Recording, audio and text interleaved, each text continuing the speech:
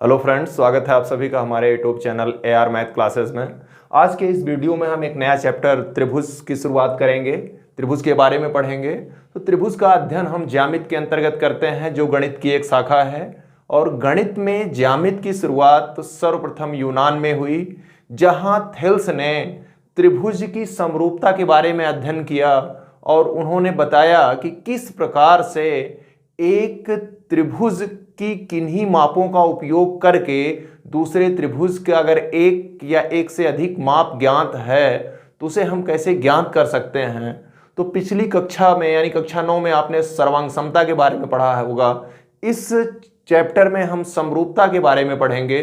जैसे सर्वांग समता क्या है कि अगर दो आकृतियां या दो बहुभुज हों और उन बहुभुजों में उनकी आकृतियां तो समान होंगी और आकृतियों के समान होने के साथ साथ अगर उनकी अलग अलग मापें भी बराबर हों तो उसे हम सर्वांग समता कहते हैं। लेकिन समरूपता में केवल उनके आकार एक जैसे होने चाहिए, यानी दो बहुभुज हैं चाहे दो त्रिभुज हैं, अगर उनके आकार बराबर हों तो उसे हम क्या कहेंगे? समरूपता कहेंगे। जैसे एक त्रिभुज आपका ये है ABC, एक त्रिभुज है ABC और इसी के ठीक जैसा दूसरा त्रिभुज है PQR। अगर इनके आकार आपस में एक जैसे हैं तो इसे हम क्या कहेंगे? समरूप त्रिभुज। लेकिन अगर इनके आकार एक जैसे हों और इनके अलग अलग भुजाओं की लंबाई भी क्या हो? बराबर हो, इसे हम सर्वांगसम कहते हैं। लेकिन फिलहाल जैसा आप यहां देख रहे होंगे, दोनों सर्वांगसम नहीं बल्कि एक आकार जैसे हैं, इसलिए दोनों त्रिभुज समरूप त्रिभुज हैं। अब समरूपता की शर्त क्या है, या बहुभुज की समरूपता का शर्त, बहुभुज की समरूपता यानी कब बहुभुज समरूप होंगे, उनकी क्या शर्तें हैं? तो फिलहाल समरूपता की दो शर्तें होती हैं। पहला शर्त है कि अगर त्रिभुज है तो एक त्रिभुज की कोण दूसरे त्रिभुज के तीनों कोणों के अलग अलग बराबर हो। जैसे A बराबर हो P के, दूसरा कोण B या कोई भी नाम हो सकता है, वो दूसरे त्रिभुज के दूसरे कोण के बराबर हो, और तीसरा कोण दूसरे त्रिभुज के तीसरे कोण के बराबर हो। यानी पहले त्रिभुज के तीनों कोण दूसरे त्रिभुज के तीनों कोण के अगर अलग अलग बराबर हों तो इसे हम कहते हैं समरूप त्रिभुज या समरूप त्रिभुज या समरूप बहुभुज के ये पहली शर्त है। यानी बहुभुज के अगर तीन से अधिक भुजाएं चतुर्भुज, पंचभुज या खष्टभुज हों तो सबके कोण आपस में एक आकृत के सभी कोण दूसरे आकृत के सभी कोण के अलग अलग बराबर हो। फिलहाल अगर हम त्रिभुज का केस लेते हैं तो आप कहेंगे कि प्रथम त्रिभुज के तीनों कोण दूसरे त्रिभुज के तीनों कोण के आपस में अलग अलग बराबर हों, ये त्रिभुज के समरूप होने की पहली शर्त है। अर्थात कोण या त्रिभुज के कोण आपस में अलग अलग बराबर हों, अलग अलग बराबर हों, ये त्रिभुज की समरूपता का पहला शर्त है। और दूसरा शर्त है कि संगत भुजाएं। संगत भुजाओं का क्या मतलब कि जैसे इस त्रिभुज का कोण ये है और इस त्रिभुज का कोण P है, तो A और P अगर बराबर है तो A के सामने की भुजा BC और P के सामने की भुजा QR, ये दोनों कैसी भुजाएं हैं? संगत भुजाएं हैं। और यहां ये कोण B और कोण Q आपस में बराबर है तो इनके सामने की जो भुजाएं होंगी वो आपस में संगत भुजाएं होंगी। यानी इस त्रिभुज की ये और ये भुजा संगत हुई, ये और ये भुजा संगत हुई, तो जो तीसरी भुजा बच रही है वो भी क्या होगी? आपस में एक दूसरे की संगत होंगी।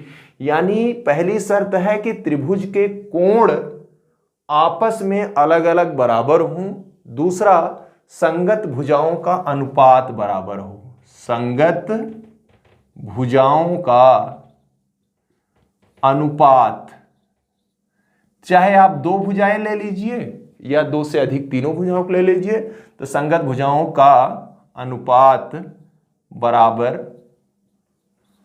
हो। यानी दो शर्तें हैं। ये पहली शर्त है कोण आपस में अलग अलग बराबर हो और संगत भुजाओं का अनुपात बराबर हो। कहने का तात्पर्य यह है कि ये दोनों भुजाएं हैं, यानी BC और QR में जो अनुपात होगा वही अनुपात AC और PR में होना चाहिए, और ठीक वही अनुपात AB और PQ में होना चाहिए। ये दूसरी शर्त है। तो इस प्रकार हमने देख लिया कि बहुभुज के समरूप होने की कितनी शर्तें हैं। दो शर्तें हैं। उनकी बहुभुज हो तो चतुर्भुज या पंचभुज खष्टभुज कुछ भी हो सकता है। अगर त्रिभुज है तो एक त्रिभुज के तीनों कोण दूसरे त्रिभुज के तीनों कोण के आपस में अलग अलग बराबर हो, ये समरूपता की पहली शर्त है। दूसरी शर्त है कि उनकी संगत भुजाओं का अनुपात आपस में बराबर हो। बस इतना आपको ध्यान देना है कि जैसे आपने पहले इस त्रिभुज की भुजा ली है, तो जब दोबारा लेंगे तो दोबारा भी इसी त्रिभुज की भुजा लेंगे। ऐसा नहीं कि इसमें एक बार आपने BC/QR किया तो अब की बार पहले इसकी ले लें और बाद में इसकी ले लें, ऐसा नहीं कर सकते हैं। जिस त्रिभुज की भुजा अंश में लेंगे उस त्रिभुज की भुजा या उस बहुभुज की भुजा बार बार आपको पहले अंश में ही लेना पड़ेगा। तो इस प्रकार ये हमारा शर्त हो गया कि त्रिभुज हो या कोई भी बहुभुज हो, उसके समरूप होने की शर्त क्या है कि उसके कोण आपस में अलग अलग बराबर हों और संगत भुजाओं का अनुपात आपस में अलग अलग बराबर हों। अगर एग्जाम्पल देखना चाहें तो दो वृत्त वो सदैव समरूप होते हैं। दो वृत्त कैसे होते हैं? समरूप होते हैं। देखिए इनकी आकृति एक जैसी है। अगर दो ऐसे वृत्त जिसकी त्रिज्याएं बराबर हैं तो बराबर त्रिज्याओं के वृत्त समरूप तो है ही हैं, साथ साथ सर्वांगसम भी होंगे। बराबर त्रिज्याओं के वृत्त कैसे होंगे? समरूप तो है ही हैं, साथ साथ सर्वांगसम भी होंगे, क्योंकि दोनों की त्रिज्याएं आपस में बराबर है तो इसके सभी माप बराबर होगी। और आपने यही पहले पढ़ा कि सर्वांगसमता और समरूपता में अंतर यही है कि सर्वांगसमता के लिए आकार के बराबर होने के, आकार के समान होने के साथ साथ उनके माप भी समान होने चाहिए।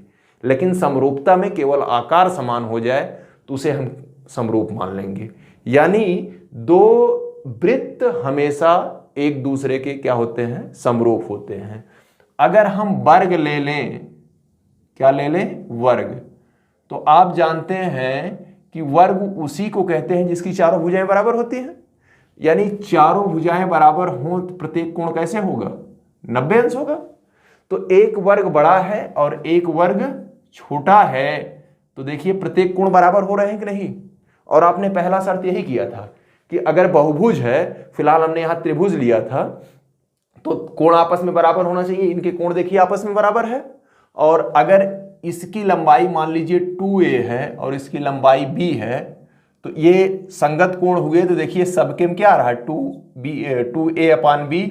यही हर बार संगत भुजाओं में आएगा। यानी दो वर्ग जो होंगे वो हमेशा कैसे होंगे? समरूप होंगे। लेकिन अगर समान भुजा के दो वर्ग होंगे, समान भुजा के दो वर्ग होंगे तो वो समरूप के साथ साथ सर्वांगसम भी होंगे। तो आई होप सर्वांगसम और समरूपता का जो अंतर है वो आपको समझ में आया होगा। उसकी दो शर्तें हैं। अगर त्रिभुज होगा तो त्रिभुज के कोण अगर आपस में अलग अलग बराबर हैं दोनों त्रिभुजों के, तो वो समरूपता की पहली शर्त, और संगत भुजाओं का अनुपात बराबर होगा, ये समरूपता की दूसरी शर्त है। तो आई होप अगर ये कॉन्सेप्ट आपका क्लियर हो तो हम नेक्स्ट प्रश्नावली 6A को देखते हैं। तो प्रश्नावली 6A में ये 3 सवाल दिए गए हैं। पिछले जो हमने 10-12 मिनट में आपको बताया, अगर वो कॉन्सेप्ट आपका क्लियर होगा तो इन सवालों में कुछ नहीं है, बहुत ही सिंपल सवाल है। कॉन्सेप्ट नहीं क्लियर होगा तो आप इसको रट नहीं पाइएगा। इसलिए हम आपको बार बार कहते हैं कि जो हम कॉन्सेप्ट बताते हैं उसको ध्यान से सुनिए, लिख लीजिए और उसको रटिए। पूरी तरह से समझ करके आप सवाल लगाने जाएं, फिर कोई दिक्कत आपको नहीं होनी है। जैसे पहला सवाल है, निम्नलिखित युग्मों के दो भिन्न भिन्न उदाहरण दीजिए। पहला, समरूप आकृतियां, यानी दो आपको भिन्न भिन्न उदाहरण देने हैं जो आकृति कैसी हो, समरूप हो। समरूप का मतलब कि समान आकृति की हो, एक जैसी आकृति की हो।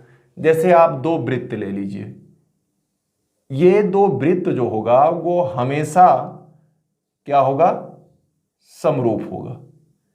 एक एग्जांपल तो यही दो वृत्त का हो गया। आप वर्ग ले लीजिए, भिन्न भिन्न लंबाई का वर्ग लीजिए या एक ही लंबाई का वर्ग लीजिए, कम से कम वो समरूप तो होगा ही। आप समबाहु त्रिभुज ले लीजिए, क्या ले लीजिए, समबाहु त्रिभुज ले लीजिए, तो समबाहु त्रिभुज भी कैसे होंगे, समरूप होंगे। तो इस प्रकार आप देख रहे हैं कि दो एग्जाम्पल कहा था आपने, हमने कितने दे दिए, 3 एग्जाम्पल दे दिए। दो वर्ग ले लीजिए, दो समबाहु त्रिभुज ले लीजिए, या फिर दो क्या ले लीजिए, वृत्त ले लीजिए। तो इस प्रकार ये किसके उदाहरण हैं, समरूपता के उदाहरण हैं। पहला एग्जाम्पल तो ये हो गया। दूसरा कहा है कि ऐसी आकृति दीजिए जो समरूप हो ही ना, जो समरूप ना हो। तो आप काम करिए, एक वृत्त के साथ एक त्रिभुज ले लीजिए। क्या वृत्त और त्रिभुज की आकृति कभी एक जैसी हो सकती है, नहीं होगी। तो ये एक ऐसा एग्जाम्पल हो गया जो कभी समरूप नहीं हो सकता या जो समरूप नहीं है। दूसरा एग्जाम्पल कहें तो आप वृत्त के साथ कोई चतुर्भुज ले लीजिए या वृत्त के साथ वर्ग ले लीजिए। अगर और भी एग्जाम्पल आप लिखना चाहें तो एक त्रिभुज के साथ एक चतुर्भुज ले लीजिए। ये कभी आपस में एक दूसरे के समरूप, या ये दोनों आकृतियां आपस में समरूप नहीं है। ये तो दो दो कहा था, आप ऐसे बहुत सारे एग्जाम्पल लिख लीजिए जो एक दूसरे के समरूप ना हो। ठीक है, एक चतुर्भुज के साथ एक पंचभुज लीजिए, समरूप नहीं होगा। एक खष्टभुज के साथ एक अष्टभुज ले लीजिए, समरूप नहीं होगा।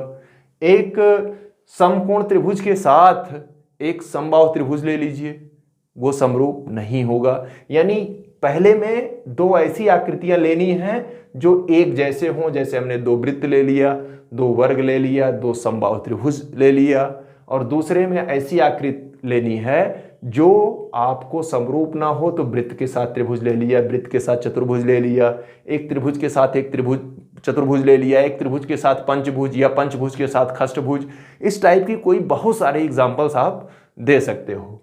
अब देखिए दूसरा एक सवाल है, इसमें यह पूछा है कि क्या ये समरूप हैं, ये दोनों आकृतियां।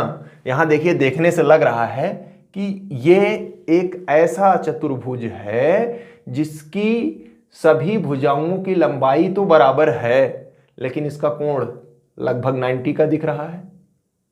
और ये एक ऐसा चतुर्भुज है जिसकी सभी भुजाओं की लंबाई बराबर है 1.5, लेकिन इसके प्रत्येक कोण 90 अंश के नहीं दिख रहे हैं, अलग अलग हैं। तो समरूप बहुभुज के लिए आपने दो शर्तें पढ़ी। समरूप बहुभुज के लिए कितनी शर्तें पढ़ी, 2 शर्तें। पहली शर्त आपने पढ़ा कि इनके कोण आपस में अलग अलग बराबर होने चाहिए, इनके कोण आपस में अलग अलग बराबर होने चाहिए। पहली शर्त आपने देखा, कोण क्या, बराबर हो, कोण आपस में बराबर होना चाहिए। दूसरी शर्त, संगत भुजाओं का अनुपात बराबर हो, संगत भुजाओं का अनुपात, यानी ये दोनों शर्तों का पालन होगा तभी दोनों आकृतियां समरूप होंगी। यहां देखिए, यहां देखने से लग रहा है कि कोण ए लगभग 90 अंश का है और कोण पी वो 90 अंश के बराबर नहीं है, या इनमें से कोई सा भी कोण 90 अंश के बराबर नहीं है। तो आप कहेंगे कि दूसरे सवाल में एक चतुर्भुज के कोण दूसरे चतुर्भुज के कोण के अलग अलग बराबर नहीं हैं, यानी वो पहले शर्त का पालन नहीं करते हैं। तो ये दोनों आकृति कैसी है, समरूप नहीं है। आई होप आपको क्लियर हो गया होगा। और अगला देखिए तीसरा सवाल। तीसरे सवाल में देखिए, ये कोण 105 अंश इस चतुर्भुज का, और इस चतुर्भुज का ये कोण 105 अंश, ये कोण 100 अंश और ये कोण 100 अंश, ये कोण 70 अंश और ये कोण 70 अंश, और ये 85 अंश और ये क्या है 85 अंश। यानी तीसरे सवाल में पहले चतुर्भुज के चारों कोण दूसरे चतुर्भुज के चारों कोणों के आपस में अलग अलग बराबर हैं। यानी ये पहली शर्त का पालन कर रहा है कि बहुभुज एक बहुभुज के कोण दूसरे बहुभुज के कोण के आपस में अलग अलग बराबर हैं। आई होप ये आपका क्लियर हुआ होगा। अब पहला तो कोण आपस में बराबर है। आप अगर इनका नाम दे दें ABCD, जो भी कंसर्न हो, ABCD अगर इनका नाम देते हैं, जैसे मान लेते हैं ये ABCD और दूसरे का नाम देते हैं PQRS, यानी यहां लिखेंगे कोण A बराबर कोण P के, दूसरा कोण B बराबर कोण Q के, कोण C बराबर कोण R के, और कोण D बराबर कोण S के। यानी एक चतुर्भुज के चारों कोण दूसरे चतुर्भुज के चारों कोण के आपस में अलग अलग बराबर हैं। ये पहली शर्त का पालन कर रहा है। अगर दूसरी भी शर्त का पालन करे तब कहेंगे कि दोनों आकृतियां कैसी हैं, समरूप हैं। आप देखिए कोण A देख रहे हैं, कोण A इस यहां से AB ले लीजिए और यहां ले लीजिए PQ। तो अगर AB बटे PQ करते हैं तो AB का मान 1.5 और PQ का मान 3.0। अब आप देखिए ये 1 और ये 2 बराबर कितना आ गया है 1/2। यहां से अब देखिए हमने बताया था जिस बहुभुज का भुजा अंश में लीजिएगा हर बार वही निकालना पड़ेगा। आपकी बार क्या ले लीजिए BC ले लीजिए। जब यहां BC बटे QR करेंगे तो BC का मान 2.5 और ये 5.0, फिर काटेंगे 1 2, फिर 1/2 आ गया। ऐसे ही CD बटे SR करेंगे 2.4 बटे 4.8 बराबर फिर 1/2 आएगा। यानी यहां आप करिएगा CD बटे RS बराबर फिर 1/2 आएगा, और यहां से AD बटे PS करिएगा, AD बटे PS करिएगा तो फिर 1/2 आएगा। देखिए ये 2.5 और ये 5। तो हम यहां देख रहे हैं कि AB बटे PQ बराबर BC बटे QR बराबर CD बटे RS बराबर AD बटे PS। तो हम क्या देख रहे हैं कि इनकी संगत भुजाओं का अनुपात आपस में क्या है, बराबर है। तो पहली शर्त है कि इनके कोण आपस में अलग अलग बराबर हैं, और दूसरा शर्त आपने देखा संगत भुजाओं के अनुपात बराबर हैं। अतः आप लिखेंगे चतुर्भुज ABCD समरूप चतुर्भुज PQRS। तो दूसरे में जो चतुर्भुज आपस में समरूप नहीं थे, तीसरे सवाल में दोनों चतुर्भुज आपस में समरूप हैं। देखिए दूसरे में अनुपात तो बराबर हो जाता है, PQ बटे AB करेंगे तो 1.5/3 1/2 होगा। ये QR बराबर QR बटे BC करेंगे तो फिर 1.5/3 फिर 1/2 होगा। अनुपात बराबर हैं लेकिन इनके कोण आपस में अलग अलग इस कोण के बराबर नहीं है, अतः इसमें ये चतुर्भुज इस चतुर्भुज के समरूप नहीं होगा। तो आई होप ये प्रश्नावली आपको क्लियर हुई हो।